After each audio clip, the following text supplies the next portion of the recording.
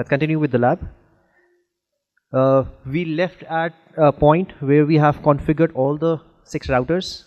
We have provided them with the IP addresses on the interfaces, as well as we have provided the labels, MPLS label. We ran the MPLS LDP protocol, as well as we configured the BGP between router 1 and router 6 as well. There is just one command that we skipped from the configuration. Just let me increase font here.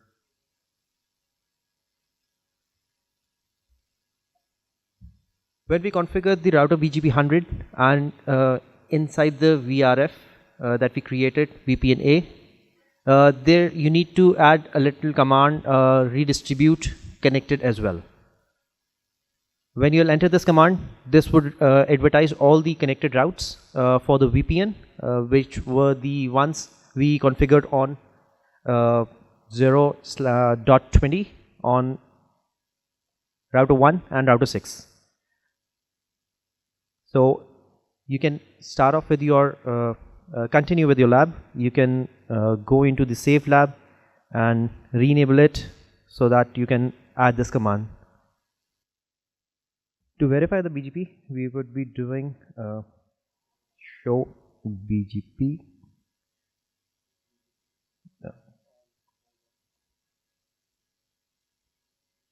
All summary. Here we can see that for the router 1, we have BGP established with route number 6. At the moment, we are receiving one prefix from router number 6. If we go into the show IP BGP, show route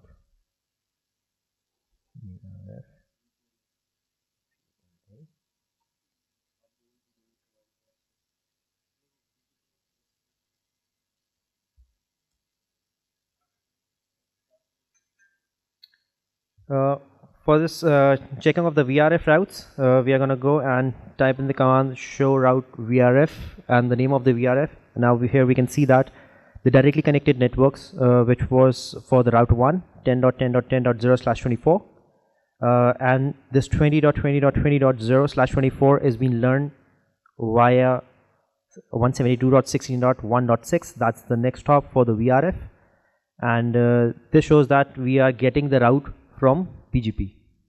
So based on this, we can see like this route we have received. You can see 20.20.20 0/24, and this is administrative like the protocol preference or and then via. So that means this is your remote PE router and the loopback address. Whatever the loopback address, it will show the next stop in VRF default.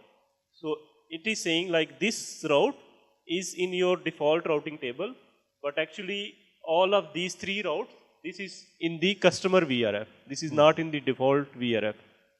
Yeah. Similarly, if you will go to the other router, you will see this 10 network is learned from 1. If you go to the R1 and show route VRF, then the name of VRF, VPN-A.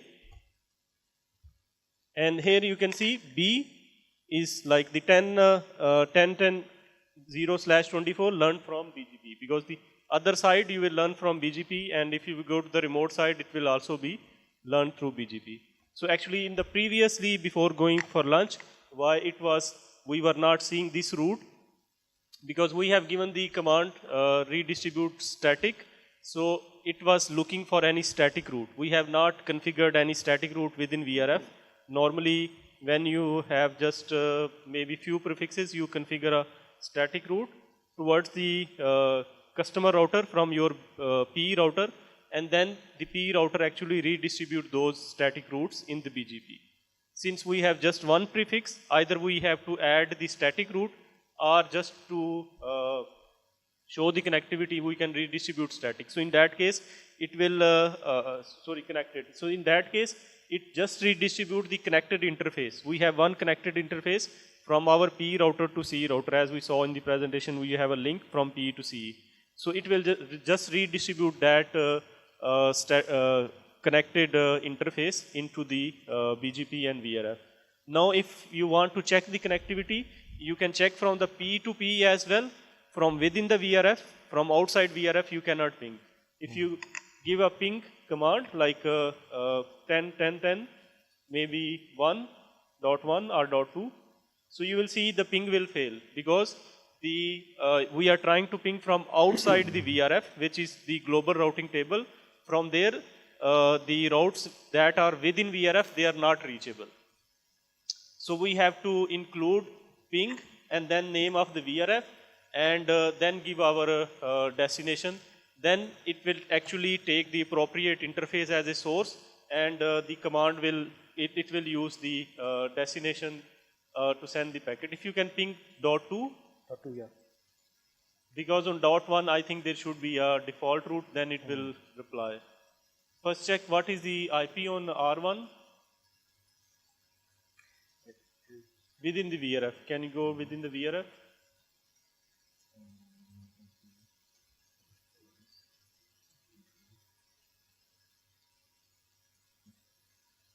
Okay, .1.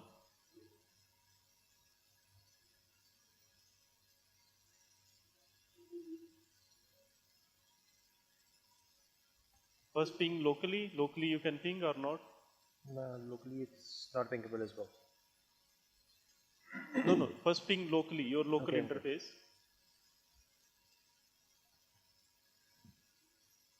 You need to ping the local interface first. Local interface is 2020. 2020 dot.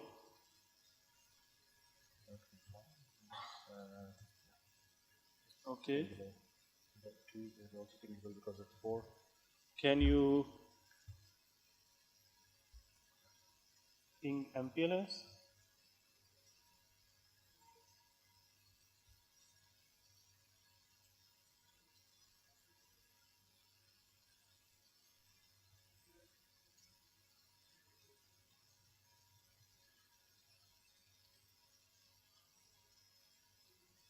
Okay, we should be able to ping.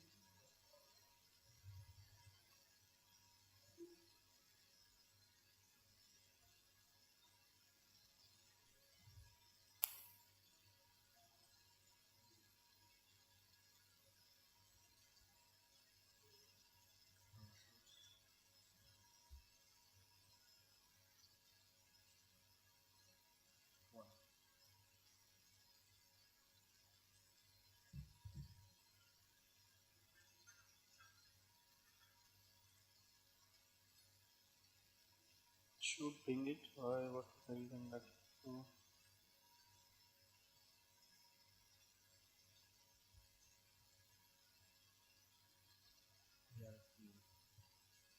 Okay, so you have to type the VRF name.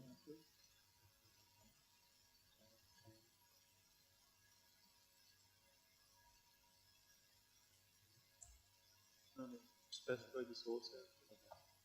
Control C. Specify source. 20.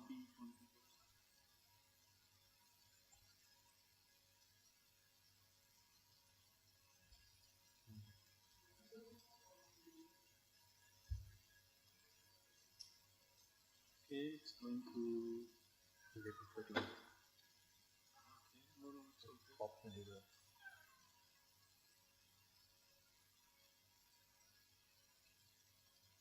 Can you take a trace route to?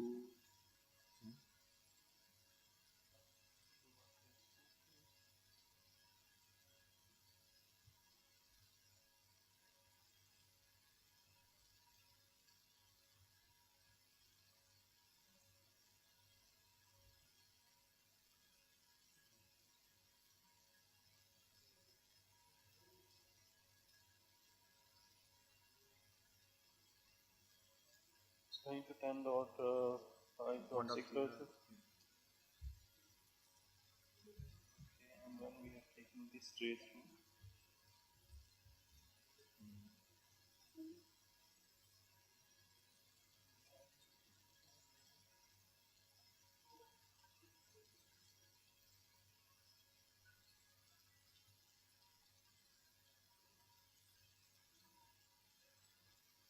It's going on a different path. Can check show.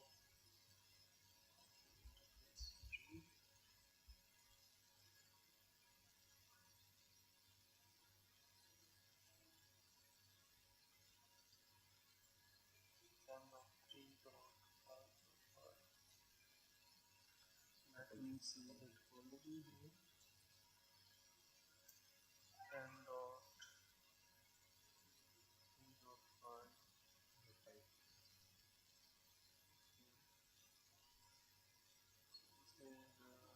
can check show LDP.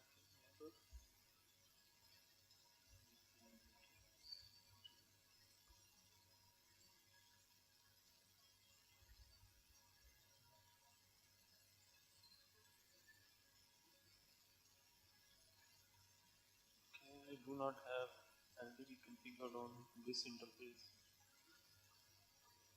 No, so you have to enable LDP on this interface. Show LDP.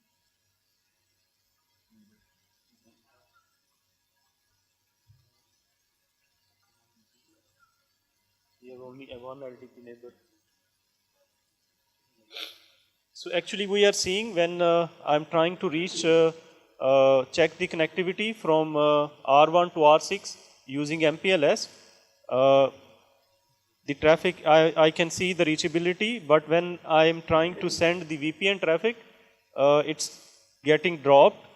So how you can confirm like your MPLS network is working properly? So this is command to check the connectivity at the MPLS level. So we can see when I'm sending the MPLS ping towards 1.1 from 6, it's working.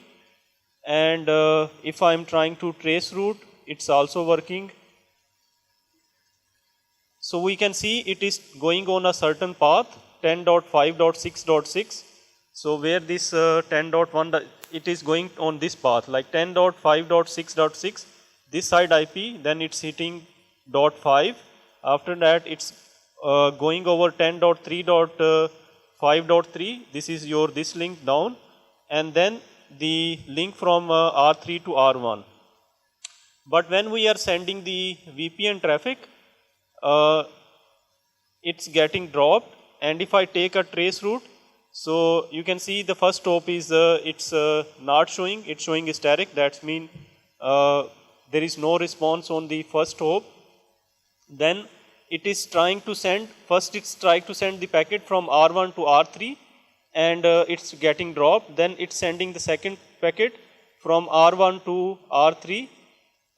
Then it's getting like the response. But actually we what I can see in this case, there is a command to check on which interfaces you have the LDP configured or the LDP has been enabled. So you can give the command show LDP interface brief, and you can see here the config and enable. We can see the config, it's showing no, and then no as well on the sub interface. So actually we have a sub interface between R1 to R2, which is GI000.10. This should be enabled for LDP. Otherwise, if it's not enabled, then our traffic is getting black hole. So we need to enable LDP on this interface, or we need to just shut it down so the traffic does not go over this interface and it uses the bottom interface. So better we enable the LDP here, and then our traffic will be reached. Similarly, we can check from R1 side as well if we have a missing configuration between R4 and R6, because there we also have created a sub interface. So actually default configuration in the lab guide, it was not like this, because we are simulating the C, that's why we changed some configuration, and due to that this issue is coming. But anyway, we can enable LDP. So I can go to the LDP level, show run router LDP.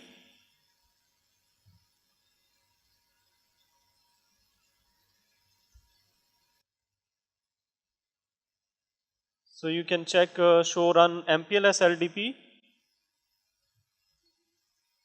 So there you can see we have enabled on the main interface. It should not be on the main interface, it should be on the sub interface. So I will just change it to the sub interface.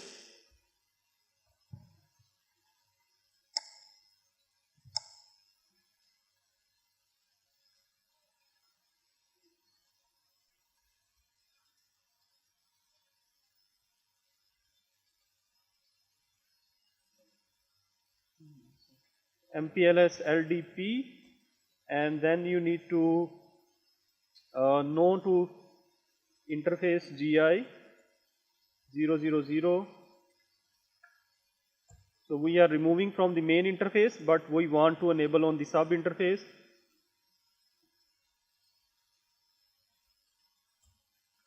So once I am done with that, I need to just check what is the change I have done. Disable on the main interface, but the enable on the sub interface which we have created. Now again I go back and check my LDP sessions. First I will check the interfaces. So you can see now it is showing yes and yes. We have configured and enabled. We can again check the LDP neighbor relationship as well.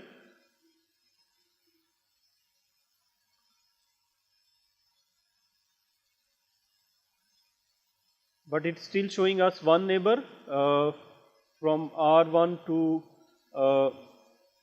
from R6 to 5. It should be R6 to 4 as well.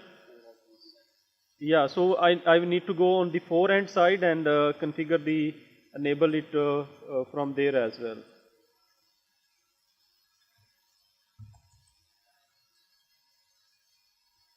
Because if we just enable on one side, it does not work. So run MPLS LDP, and there we can see we have the main interface, but we actually have configured the IP on sub interface. Show IP interface brief, and you can see here the sub interface where we have the IP. So where we have the IP, there should be the LDP as well.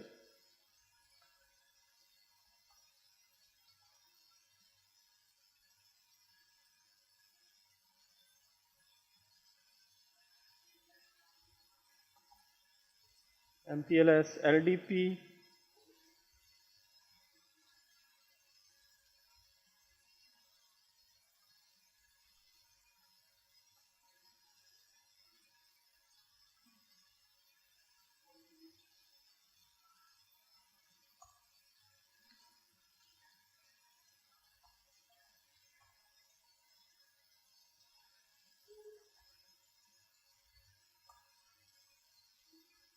So again I can check show MPLS LDP interface brief.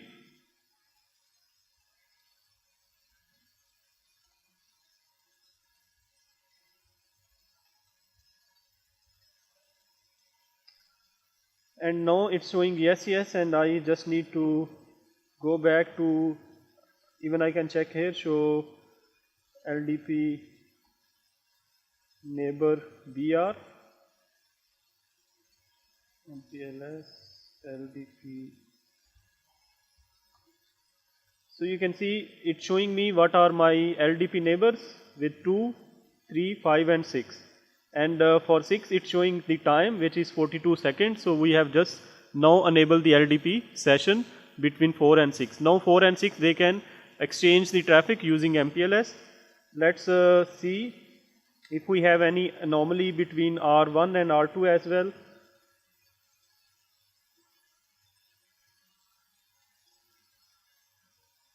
This is R1, because I'm just checking on the interfaces where we have created these sub interfaces.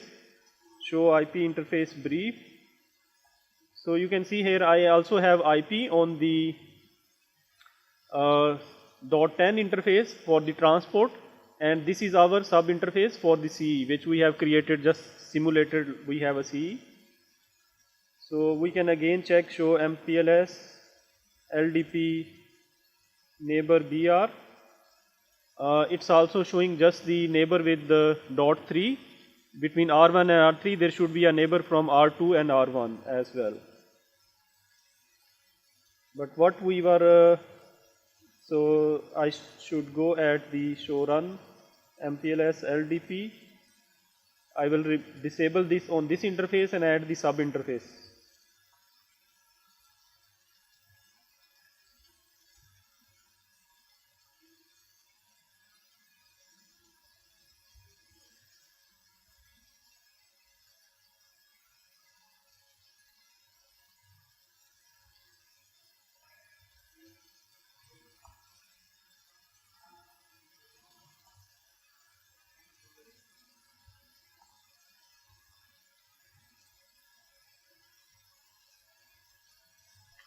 Okay, let's go to R2.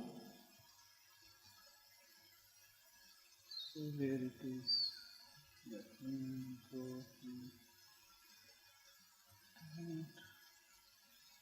So this is another way you can open any router.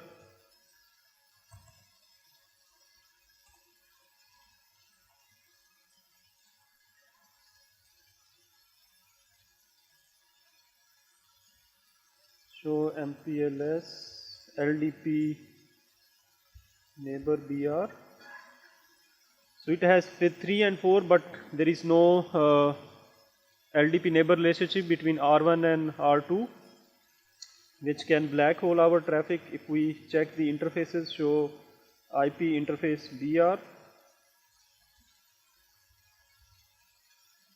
So there also we have the sub interface. So and there is no IP on the main interface. We need to enable the LDP on the sub interface.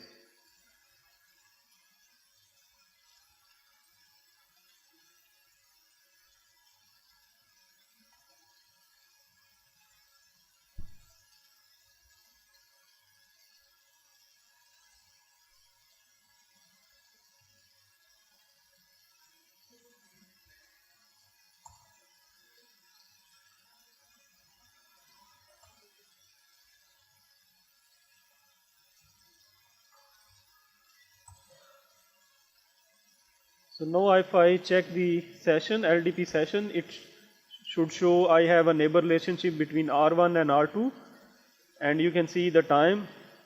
Ideally now I should be able to ping, there should not be any more issues. So let's try to ping. If I do a trace route, you can see in this case the trace route is getting completed, and if I try to ping, the ping should also work from the CE to CE. In this case I am sending traffic from within the VRF. We can send this from the PE router, and we can also go to our CE which we created here. So in that case we can send the traffic without VRF, because from the CE there is no VRF. We can also send, but we have to like put a default route, so it can send the traffic towards the other interface, other side. Similarly, if you we can observe like what is the path it is taking. So the traffic from R6, it is going to R4 as a P router, not as a C router, because this router has 2 roles. So just imagine we have another router here which is like maybe R44, because we are just using one sub interface to simulate the connectivity. So the traffic is going to R4 and using this link which is between R4 and R6. Then it's going from R4 to R2, and you can see the IP 10.2.4.2. And then from R2 it's going over this link 10.1.2.1. So it is showing the next hop IP address, and because we are trying to ping the IP which is at R1 within the VRF, so our trace route has been completed there. Another thing you can notice, we can see here 2 labels. So this 24013, this is our MPLS VPN label, and the other is the transport label. So transport label will keep on changing. It was 24008, then it changed to 24009, but the VPN label, it has not changed regardless of on which hop the packet is. So this is like now we have a working customer. It has connectivity from one branch to another branch, and the traffic is going over the MPLS network, and we are using the LDP as a label distribution protocol, and then we are using the MPBGP to provide the layer 3 VPN service. I hope you are able to now understand like how the VPN service work, and how the service provider, they provide the VPN services, what are different things they need to configure in their networks, and if they need to provide the VPN to another customer, they will just create another VRF, and they will keep on doing this for the future customers as well, and they can actually use the same router for multiple customers.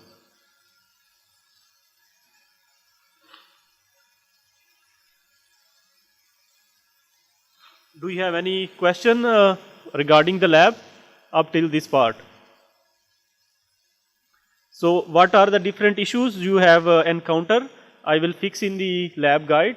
So just to fix all the different things that we have done to troubleshoot. But actually it's good to have some sort of issues, because when you have issues, then you are able to understand things in a better way. If everything just works, then you copy paste and you assume okay, it's how it works, and maybe you are not able to get so much knowledge, or maybe the problem actually help us to understand in a better way. If there is no question, so then you can save your lab. You already know, I think. Just click on these 3 bars, click on save. So your lab is saved. So when we will come to the next step, so we can resume from here. So now I will start the presentation about the segment routing. We will see how we can achieve or deliver the same services using the segment routing, and then we do not need the LDP, because you have seen in this case our traffic was not passing on, and we have to enable LDP on the interfaces on our PE routers and P routers. But in case of segment routing, we do not need to run the segment routing as a protocol. We just use the OSPF or ISIS extensions to distribute the labels. So earlier we discussed the up till the MPLS part, where we discussed like what we can do using the traffic engineering, using RSVP, and how we can use the LDP. So now we will be going through the and see what the segment routing can do for us. Sir, the question is for each customer, the MPLS provider does have the different VRF. Sorry? They are configuring the different VRF for each customer? Because if you do not create a different VRF or a separate VRF, then the route for both the customer, they are in the same VRF and they can reach to each other. So in case of MPLS VPN, this is not like what the customer is looking for or what they want, because then they can reach to each other, and you do not want to reach someone's private network from your network. Customer, how the customer can check? There are no. It depends on what the customer is, which protocol is customer is running with the provider. If you are running BGP, then you are getting almost all the routes from the other branches, whatever you are advertising. And if they will inject any other route within that VRF, so for sure you are going to get it unless they do not filter it. So this is how, if you will keep on monitoring your routing table, and you know like what are different routes or prefixes you have on other branches, and you will see obviously in the routing tables that I should have only these routes. And I don't think there would be any benefit for service provider to do this, like route leaking, because this will be something very bad and can have consequences for them. If you have a separate VRF, then you cannot see the other routes. So that means they are not keeping it separate. They maybe have not created the VRFs. But then eventually question comes, if when your cable is plugged or your interface is up, okay, and you have the connectivity, then the other customer also has the connectivity, and you are using the same IP address, then how their router is going to deliver the packet, because it has to select one destination as a best at a time. Okay, so let's move on for the segment routing. So what is actually the segment routing is? So there is a Spring group at the ITF. So you are already aware of what ITF is. It's actually the platform or the organization where the birth of the different standards happen. And so there is a Spring group, which is the source packet routing in the network. It actually has standardized this, and what they are saying, the ability of node to specify a forwarding path other than the normal shortest path that a particular packet will traverse benefits a number of network functions. In simple words, we can say, they are saying like if a node can specify the path that should be taken, so then we can use the other than the shortest path to deliver the traffic when the packet is traveling along the network, and this can we can take multiple benefits out of this. So one is like the network virtualization, including multi-topology networks and partitioning our network sources for VPN. That's mean we can segment the network and use it for certain customers. We can take benefit of certain links and nodes. In case of there is a failure, we can reroute the traffic to other links, and obviously we can do the network programming, operation and maintenance techniques, and simplification and reduction of network signaling components. So when we are saying network signaling components, we are talking about the label distribution. So we can reduce that, and we can do the load balancing and traffic engineering. I will. For example, in load balancing, we always follow the shortest path.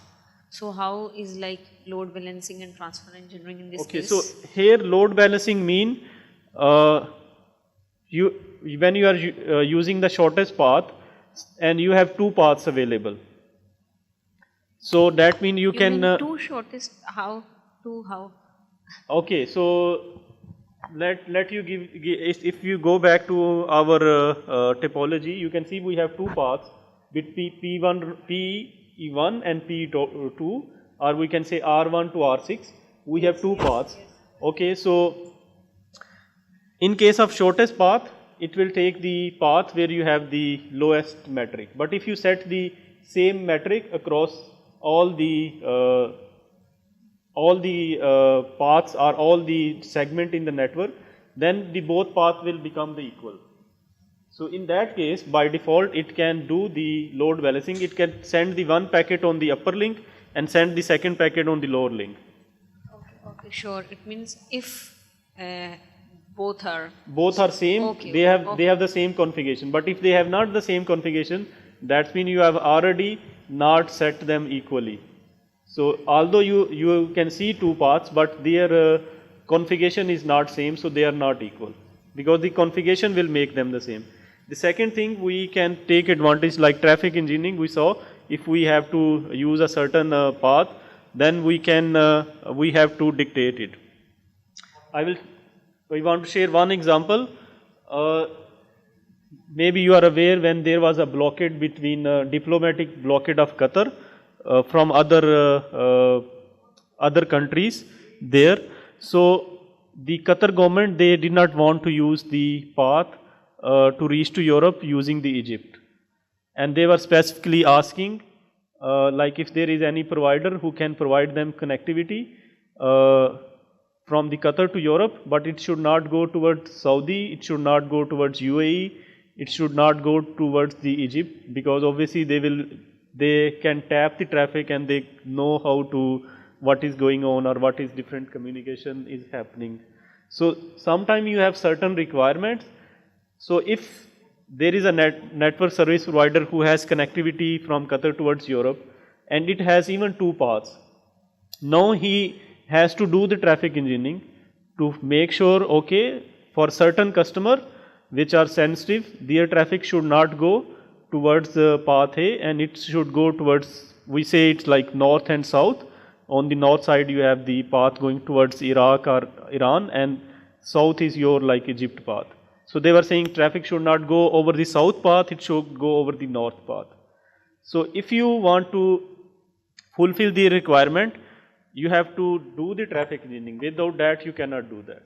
Thank you so very much. So this is there are other maybe within Pakistan there could be other use cases or other requirement where the customers have similar requirement, and maybe now I think I'm not sure if we have connectivity with China through the north side.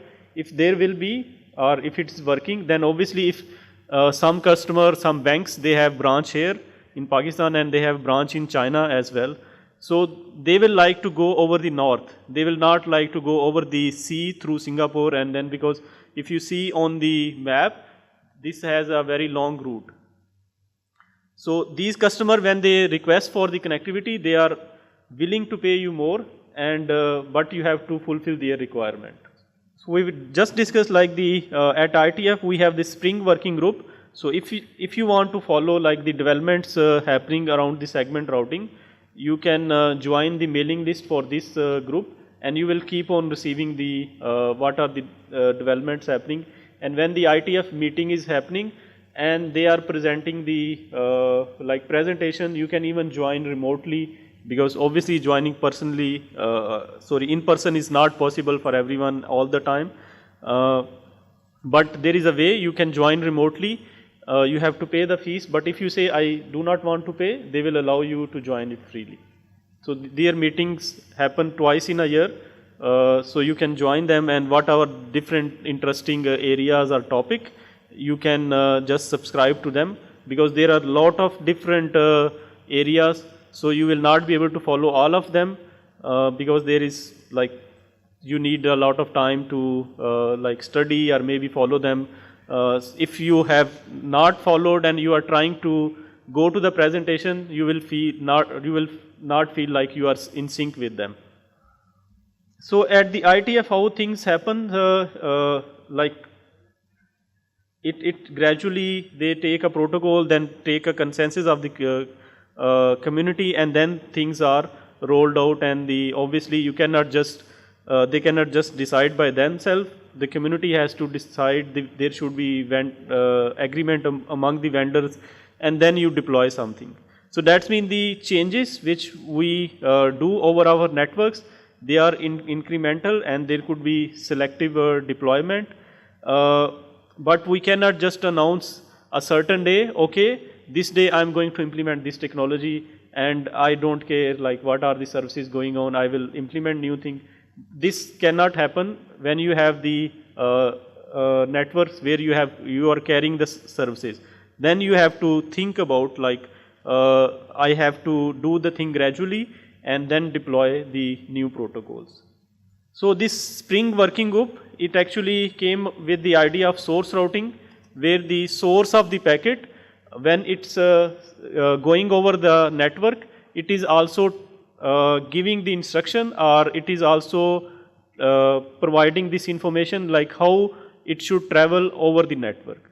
So it's just like when we open the Google map and I want to go from place A to place B, I give the information to Google, okay, I want to go from, this is my source, this is my destination, and it gives you 3 or 4 options depending on the availability. Then it's up to the person who is traveling like which path it takes. So there we are deciding like how we are going to travel. So the source is deciding the path. Similar in case of segment routing, the source packet who is going to enter into the network, the first node is going to actually dictate what is the path this packet is going to take, or how it is going to travel over the network. So each hop at each like destination, they will check the path and then forward the packet accordingly. They will see, okay, it has reached to certain destination, what is the next stop? So they will check the packet, and within that they will keep on forwarding based on this, and the packet will every time keep on moving one step closer to or one hop closer to the destination. And this we can do without any modification to the MPLS. Like we have seen, we can use the MPLS to deliver our VPN traffic, and we can use the label. So what if we change the LDP labels with the segment routing labels? That means we will just change the label, we are changing the transport label, but the VPN label will remain the same, and we are able to like use the new protocol instead of using the old. Because MPLS, in case of MPLS, you just need the transport label. So if you have the transport label available, then your service can travel over the network. So there are 2 ways to do this. One is the segment routing using MPLS, another is the segment routing using IPv6. That means you can use the without using the enabling the segment routing MPLS, you can use the IPv6, and within IPv6 header you can include this information like what is the path the packet should take. So these are two segment routing variant. One is segment routing MPLS, another is segment routing IPv6, which we in short say SRv6. It will not replace the MPLS, it will replace the LDP and RSVP, because currently we are using the labels from where the labels are coming. The labels are being generated using the label distribution protocol, which is LDP, or it could be RSVP for the traffic engineering. So if we want to use another protocol, obviously we do not want to add another protocol. Actually we want to add another protocol, but we want to remove the previous protocol. So then our network will remain efficient, and we will not have like we will not burden it with a new protocol. So in this case, the routing, for the purpose of the routing, the segment or it could be the topological instruction, where the instruction could be related to the nodes or it could be related to the node. That means when we are saying, okay, take a certain path, either we can give it a list of nodes the packet need to travel, or we can give it to list of links that it should travel, or we can give it a mixture of both, list of nodes plus links that it should travel. Because in the upcoming topology we will see what does node mean or what does links mean in more detail. So according to IETF Spring Working Group, they have actually defined the procedure that actually allows a node to steer the packet through a segment routing policy, and in this case, in the policy you will have an ordered list of instructions which are called segments, and without the need for per path state information to be held in transit node. That means your transit node will not maintain any state, they will do the action when they will receive the packet, and before that they do not need to maintain a session. Like in case of LDP, you saw when I was troubleshooting, I was seeing, okay, I have the LDP session between router A and router B, or router 1 and router 2. But in case of segment routing, we do not need to have a session between two routers. Without session, if they have the label information, they can just exchange the label and packet can go on. So let's look at the example, maybe it will be more clear. So one of our use case previously, as we saw earlier, we can use the IGP based MPLS tunneling. That's mean using the IGP, we can if we can create a label switch path, then the MPLS services could be delivered. So we have this network where we have P1 and P2 router, these are our provider router, and then we have core router, 4 core routers, and after that we have C router, and then there we have 2 hosts like A and Z. These are the like hosts connected with the C routers.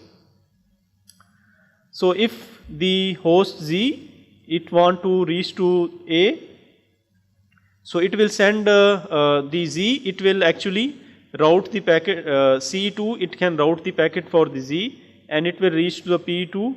So P2, it will actually advertise the route for the Z, and it will advertise the label, because we saw when you want to advertise your VPN customer, you need to advertise the label for the VPN, and then the other router, it will receive the label. So it knows, like, if I need to reach this VPN prefix, I need to use this label. It is similar like we are giving our home address or our address to someone, and then if we order something, then they can use our address to deliver it. If we do not give our information and still we want to receive any order, we will not be able to receive, because we have not given like where they should deliver it.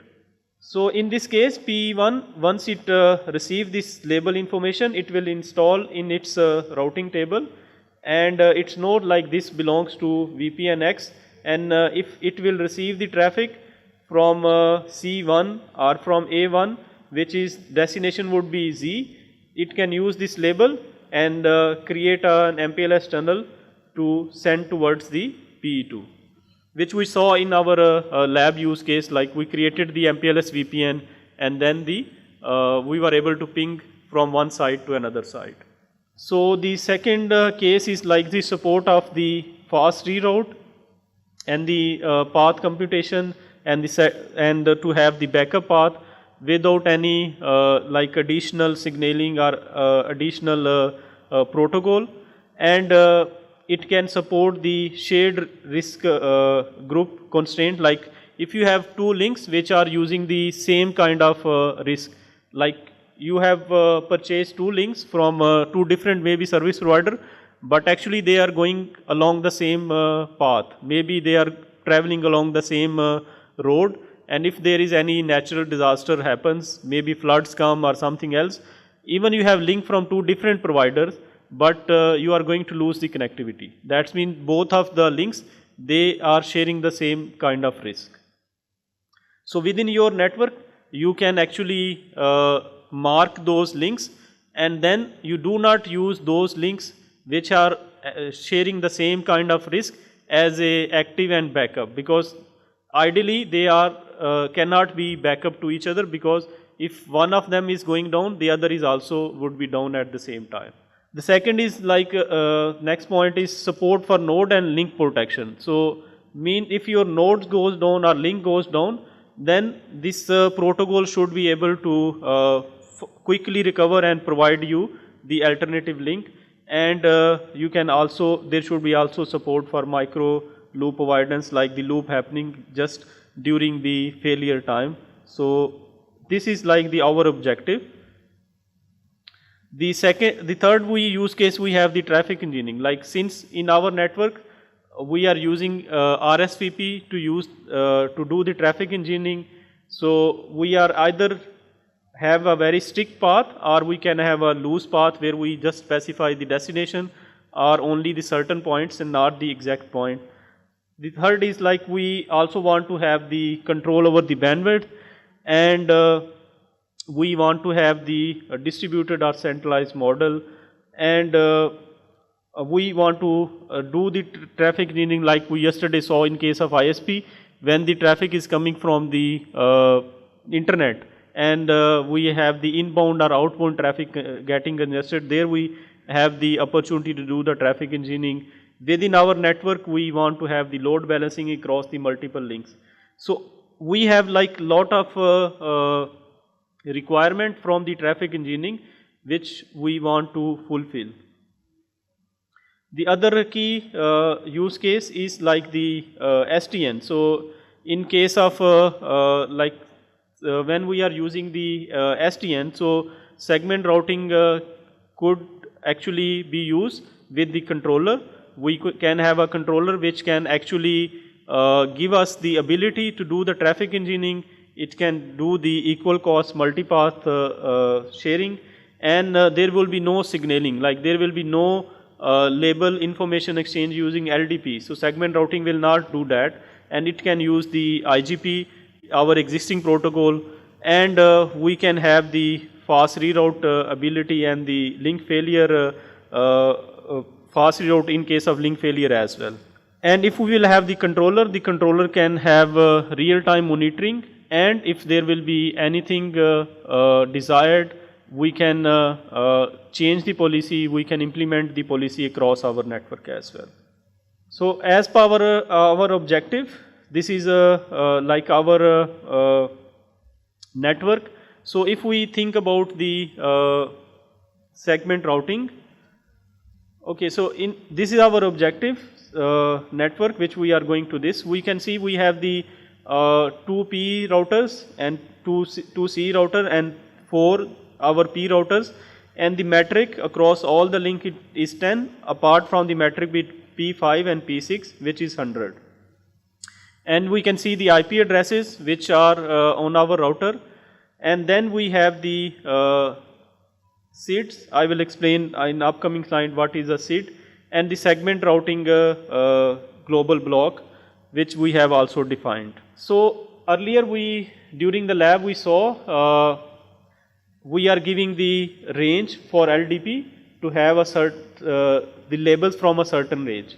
So in case of segment routing, we say segment routing, there is a by default range for segment routing where we say the global blocks. That means from this block, if you provide the label information to the nodes, then all the nodes in the network, they will be able to understand that label. So this label will be unique, and there would not be any other node using the same label.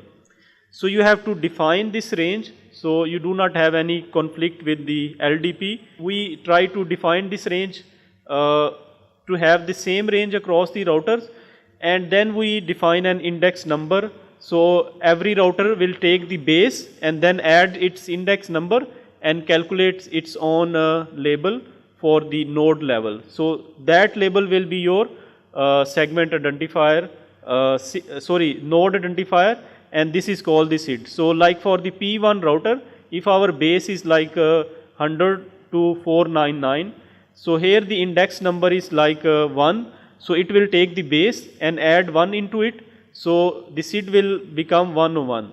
For the P2, the base is same, but the index, it will have 2, so it will become 102. So now by having this scheme, the one advantage is the nodes, they will have same label across all the network. That means the P1 label, it will not change when it will go to P2 or P3 or P2.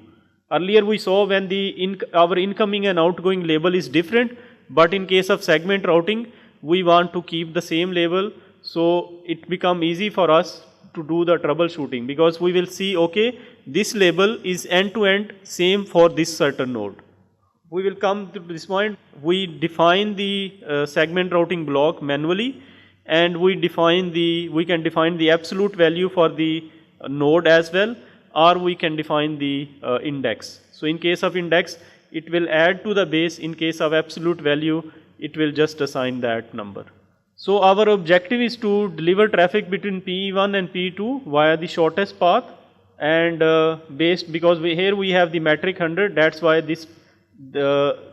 we lose the equal cost multipath in this case, because the lower path, it does not have the same metric. It has like 100 and other links has 10. So if you calculate the metric from P1 to P2, how you calculate, like here we have 10, 20, 30 and 40, but if you see from here, you have 10, 20 and 100, 120 and again 10, 130.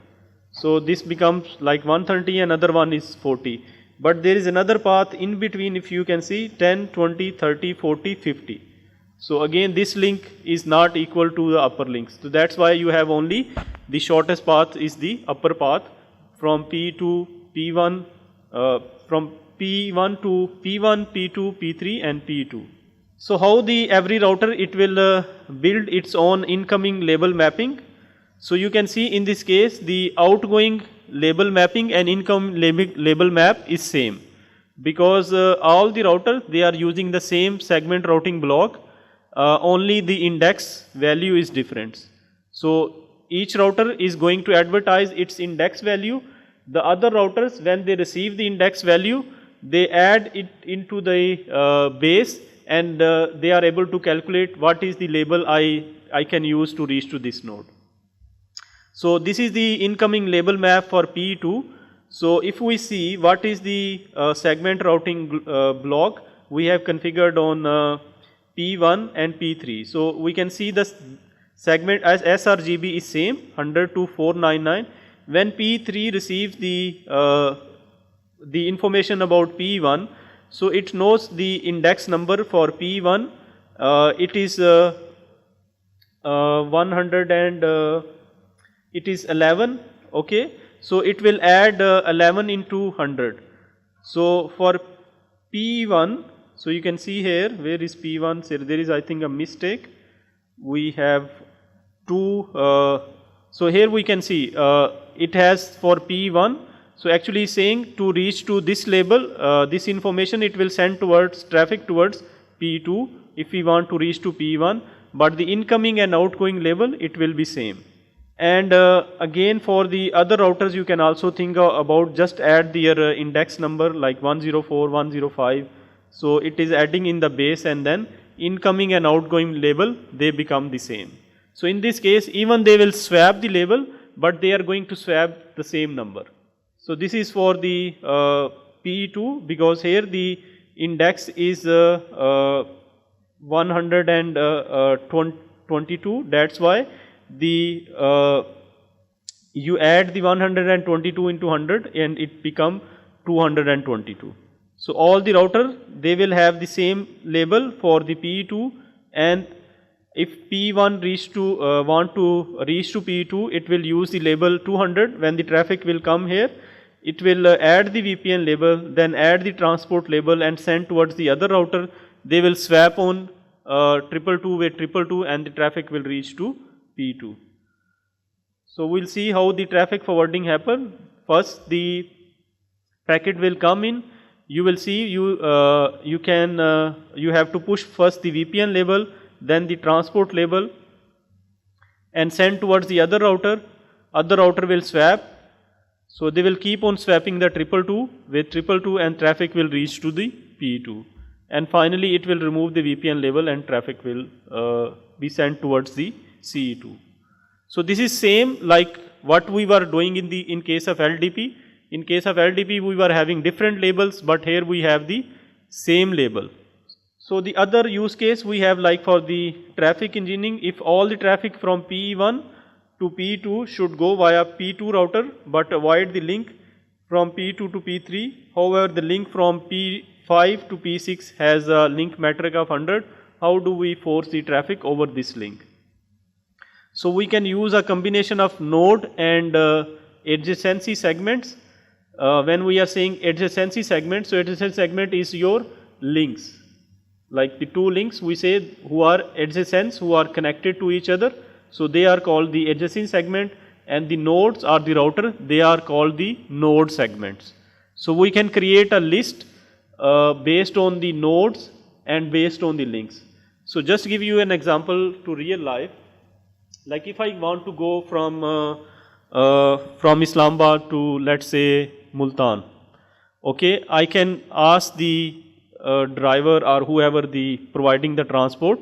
I can tell him, okay, you can go from here to Faisalabad, and from there you can take a certain road and reach to Multan. So now what information I am giving him?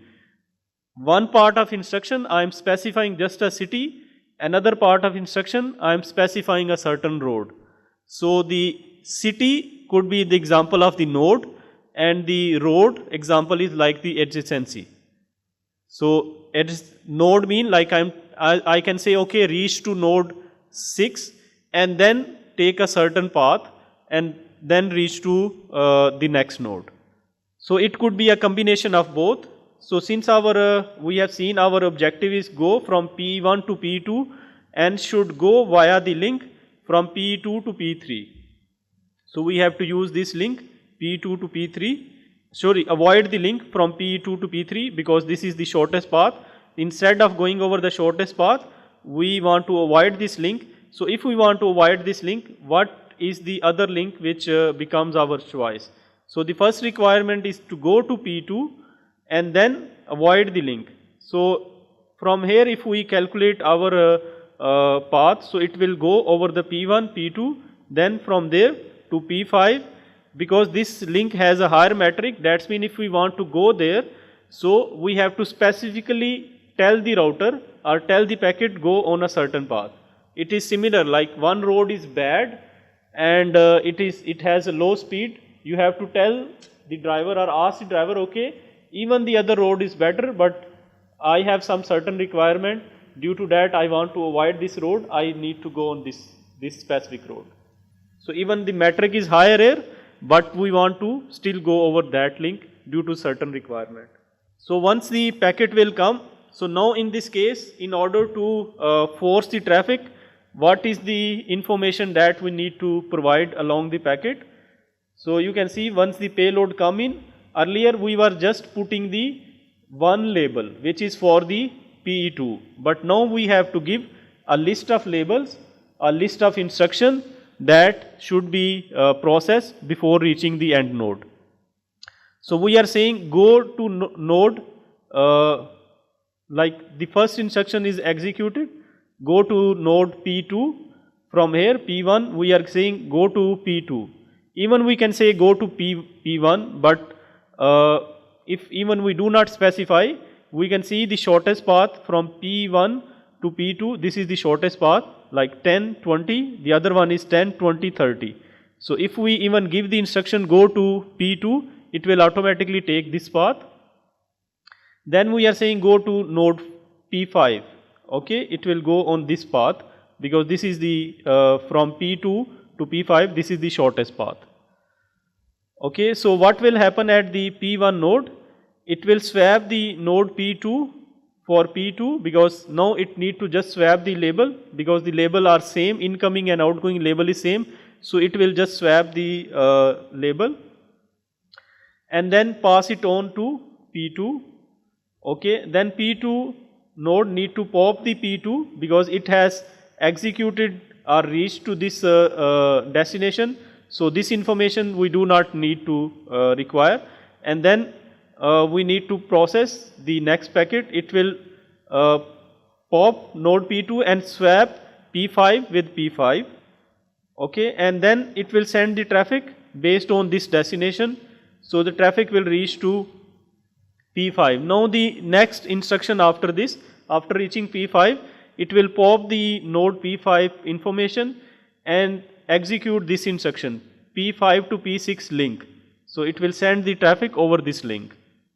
So now the traffic will be sent over this link, and this instruction which has been executed, it will be popped, and once the packet reach to P6, the instruction will be go to P2. So P6, it will use the next, because they are directly connected, so it will send the traffic over this link, and the traffic will reach to the P2.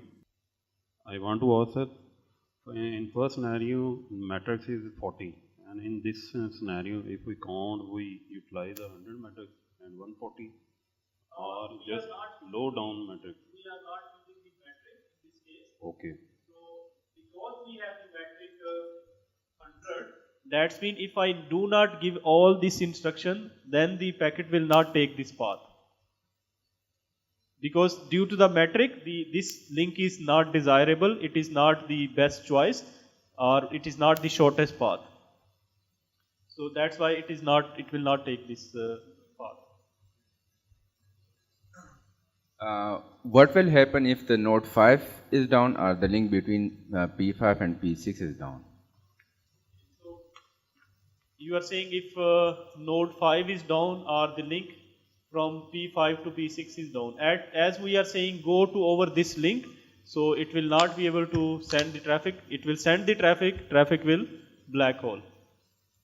Because if you have enabled the protection and fast reroute and other things, then it can take the alternative path. But if it is default configuration, in that case the traffic is going to drop, and it will not reach to the destination. Any other point? Sir, it is as instructed. It is not actually the shortest path, but when we have this type of scenario, then we'll come to this. Yeah, am I right? So first one was the shortest path Yes. scenario, and this is the traffic engineering in case of segment routing. Okay. Because you can see here we are giving the instruction in terms of nodes and in terms of segment, adjacency segments. So that's mean either go to this node or use this link. Why we are saying here use this link? So just imagine if we do not have this instruction go to from P5 to P6 link. Okay, and we are saying instead of this we have the instruction go to P6. So if P5 want to go to P6, it will use this link, or it will go over any other link. It will go. No, I'm saying if we do not put this instruction go from P5 to P6 link, if we say just go to P6, when you reach to P5 go to P6. No, it will just calculate the metric from P5 to P6, So we have 100 here, and think about the alternative. Go back from P5 to P2, or even you go from the other link. So it will go once it reaches from at P5, and you want to go to P6. You have 100 here, you have 10 here, 10, 30, 40. So it will take this link, it will reach here. Once it reaches to the P6, then you have instruction go to P2. Okay, then from here it will go to P2. So then it will be taking a loop, and that's not like a good routing. It will be, we are doing something really bad. Yeah, it will add latency, and you will have unnecessarily traffic roaming around within your network. So this is, think about like sometime when some failure happen within certain networks, and if this kind of situation creates, then it creates the congestion, and many services suffer. Even your customer who are maybe connected here, their traffic is going here, and if this kind of loop becomes, then all of the traffic which actually need to go from P5 to P6, it's unnecessarily going over this link, and this link will become congested. And sometimes congestion becomes so severe, even your routing protocol, their sessions are dropped. Because you go over the 100% utilization, and even you have exhausted the buffers as well. So then the critical traffic, it will be also dropped. This happens like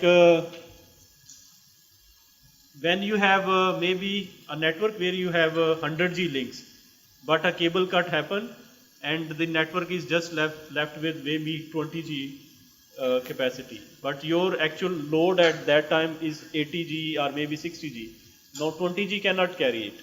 So when you try to send that 80G over the 20G, then it will eventually, your protocols, even the BGP, LDP sessions, they will be actually coming down or coming up. And once the protocols flap, then your customer traffic also go down, and then it takes again maybe 5 minutes to stabilize. Then again same thing happens. So it will actually keep on happening until unless you have to physically, or I mean to say, you have to administratively shut down some customer traffic, or shut down some of the services, and only keep the traffic what you can carry. So I hope now it's clear why we need to give the certain instruction about the, we are not just giving the node instruction, we are giving the adjacency segments instructions. So because our desire or wish is to use a certain link.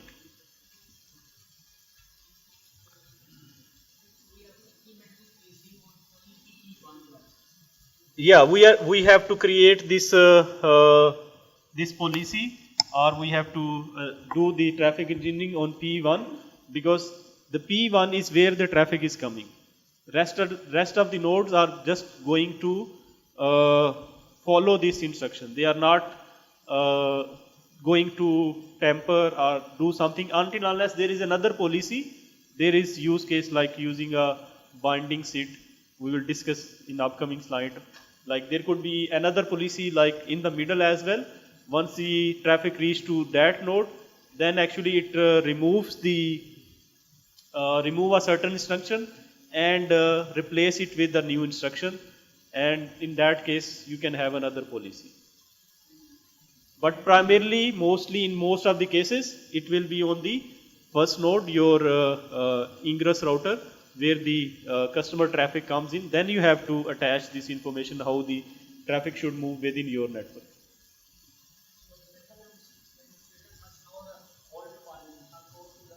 Yes, he has to know, otherwise he cannot. It's similar like you are asking a driver to take you from a source to a destination, and if he doesn't know how to go there, then you will not reach there.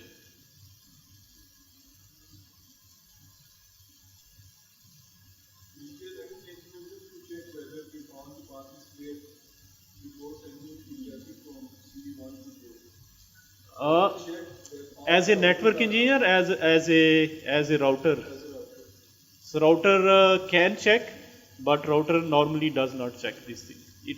Router only check what is the next next actually node.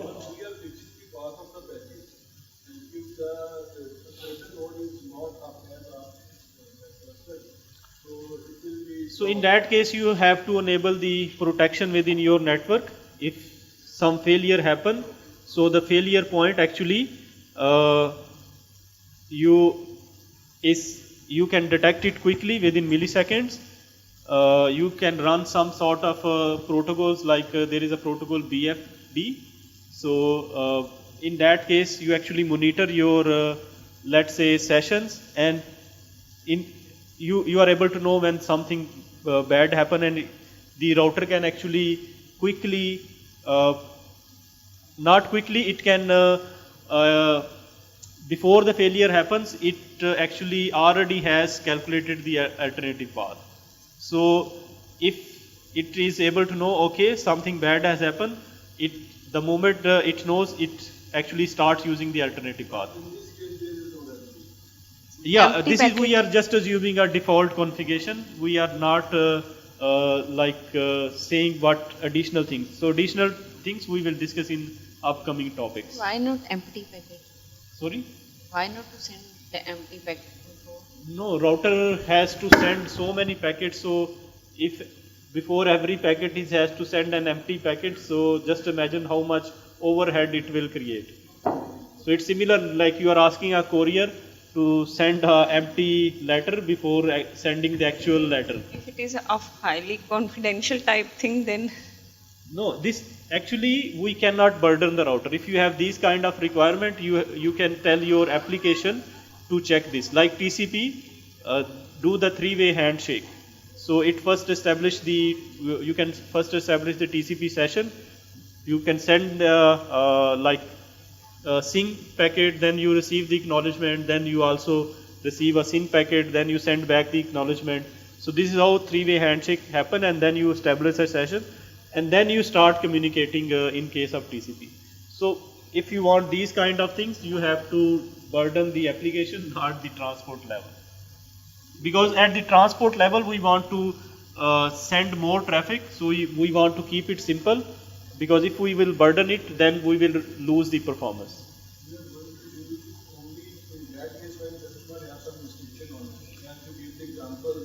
Yeah, if this makes sense, if customer is asking, or the service provider want to use all the links it has available in its own network, because if they go by default, then traffic will keep on following the shortest path, and the path which are having the higher metric or less desirable, they will always remain empty, and your maybe management will say, okay, you do not have a traffic over this link, why you are keeping them, you should need to surrender them.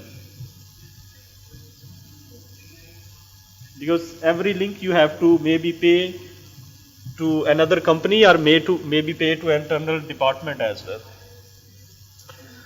Okay, so this is how the traffic engineering will happen. We will see in case of architecture, like what are the different elements. In case of segment routing we have. So it supports the data plane. We have the segments and the seats. We can use the segment routing policy and the segment routing operations. When we are saying segment routing policy, it's similar what we are talking about, like creating a list of segments or creating a certain path and then attaching it with the customer traffic. So the segment routing, it allows us a node to steer or send the packet through a segment routing policy, and we can attach an ordered list of instruction which we can call like segments. So these segments, they could be like the topological instruction like nodes or adjacencies. It could be services or application as well, and the segments, they can be local to a segment routing node, or they could be global within the segment routing node. When we are saying local, so that means we are saying only the local nodes knows what to do with this.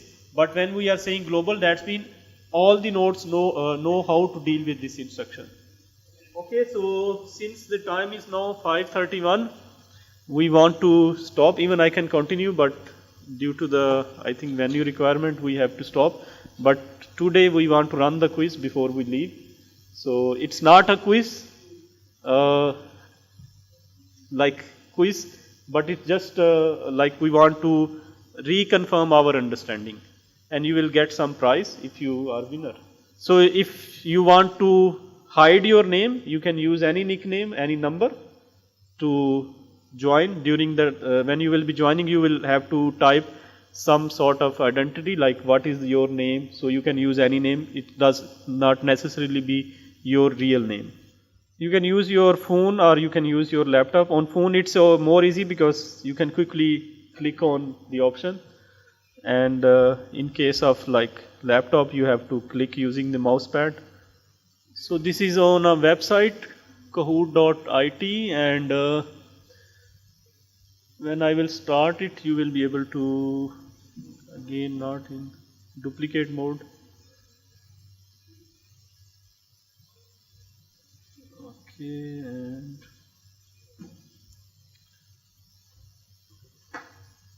no, it's okay, I do not.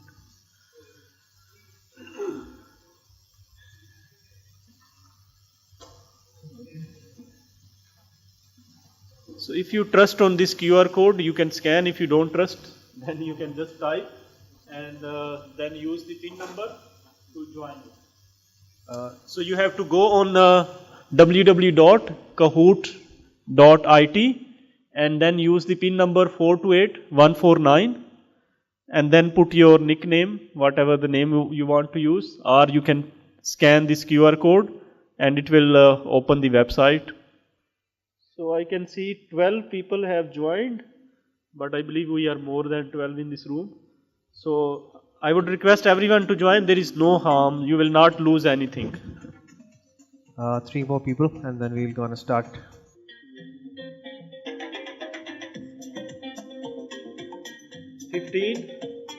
Is anyone joining?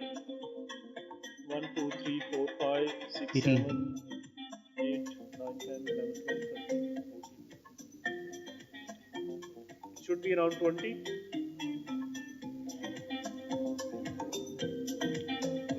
3 more.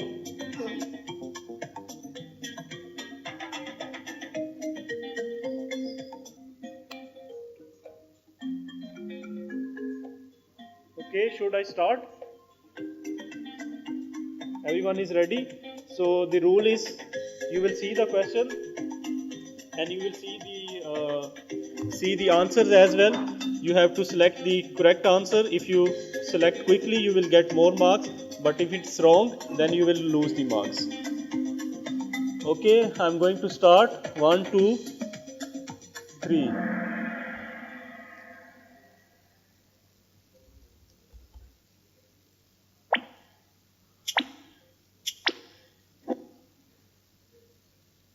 So you have to select true or false. What is the answer?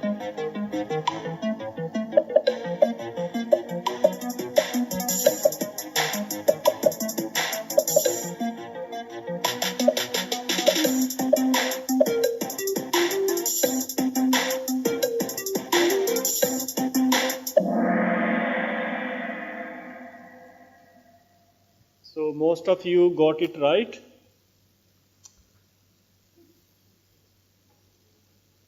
Let's see the next question. So 1, 2, 3 is the winner for this question. Let's see overall.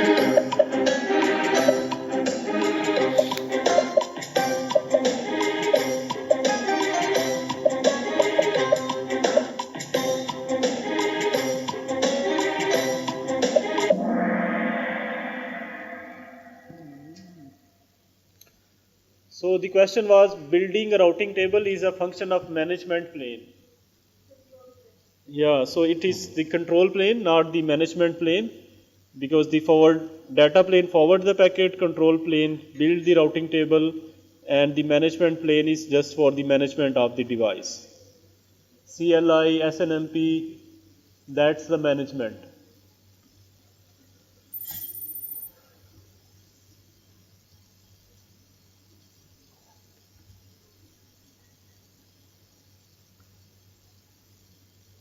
So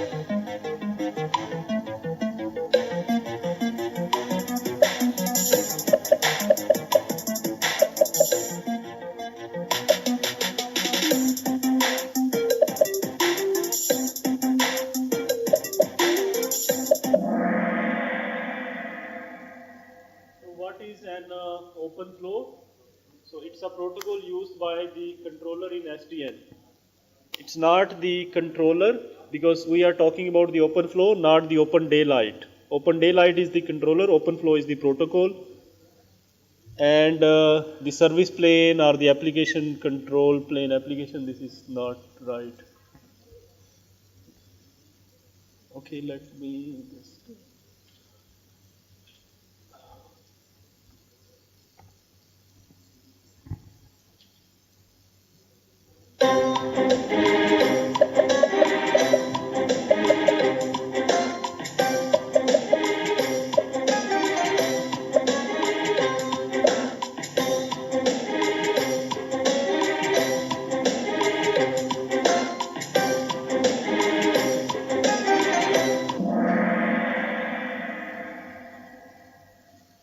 Okay, the question was one controller can be used to manage multiple nodes. Cannot be used. We are saying cannot be used, so it can be used. So that's why it's false. So if you read it like it can be used and not, you miss the not, then you have to choose the right answer.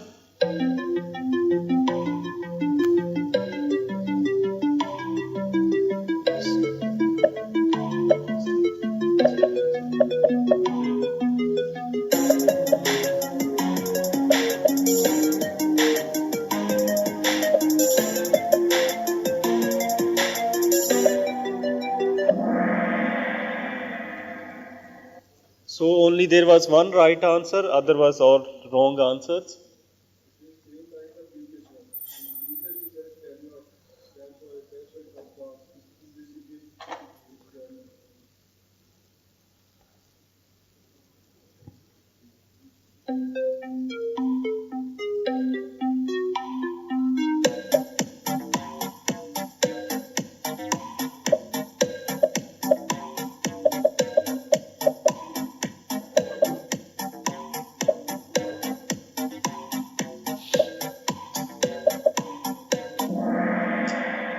So red could be the right answer as well. Green cannot be always the right answer. So actually the open flow is the channel between the controller and the switch or the device who is actually being controlled by the controller.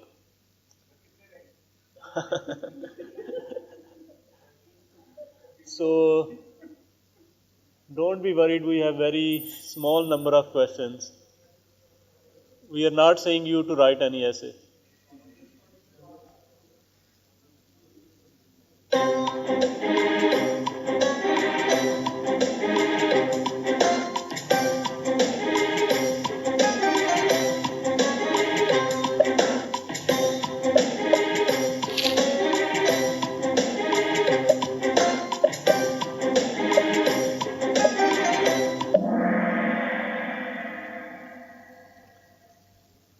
So you have to select two benefits. So you can see the performance based routing, zero touch provisioning. These are the two benefits. Dynamic routing change, it can be done other ways. SDN is not responsible for that. Overlapping IP address, this is the VPN function, not the SDN function. So you want to know how many left?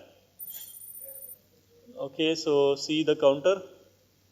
So it's on 8, just 5 left after this.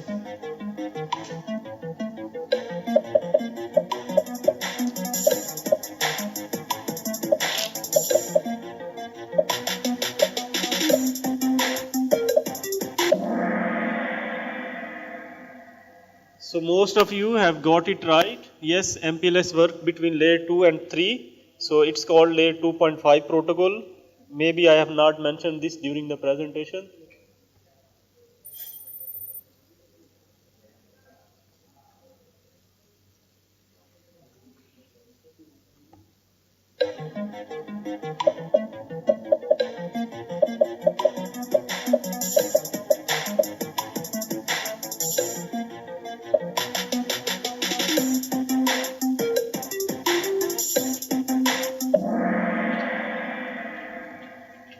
LDP is used for traffic engineering? No, it's false.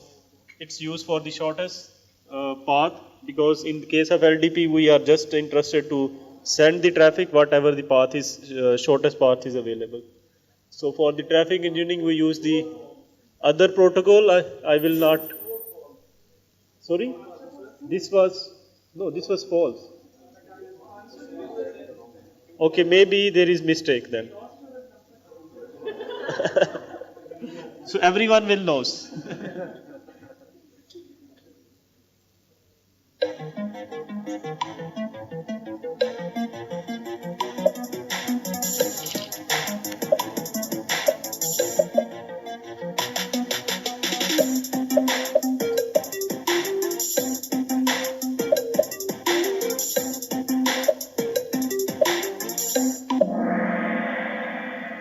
So there was 3 operation: push, swap, pop.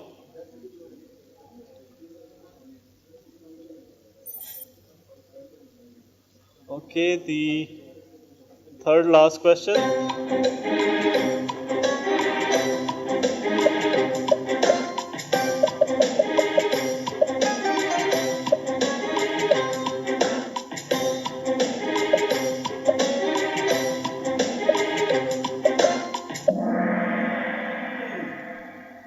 Okay, the question was which MPLS router performed the PHP function. Remember the second last router that actually performed the PHP function. So before the destination, whichever the second last router will be, it will perform this function.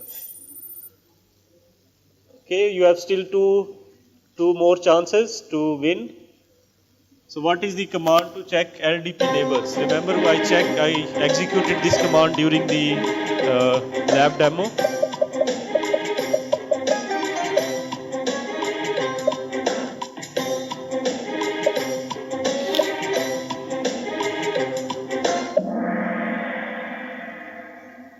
Yes, so MPLS LDP neighbors. So this is the right command. If you want, it will give you more detail. If you want to have less detail, you can specify brief. Then it will not give you the detail, only just the minimum information. Okay, so second last question.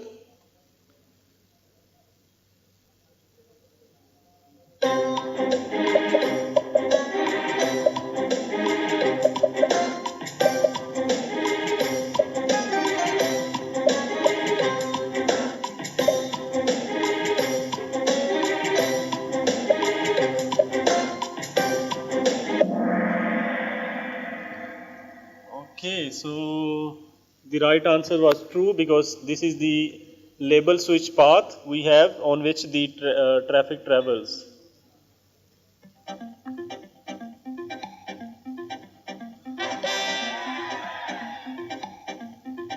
So we had the 3, 1, 2, 3, and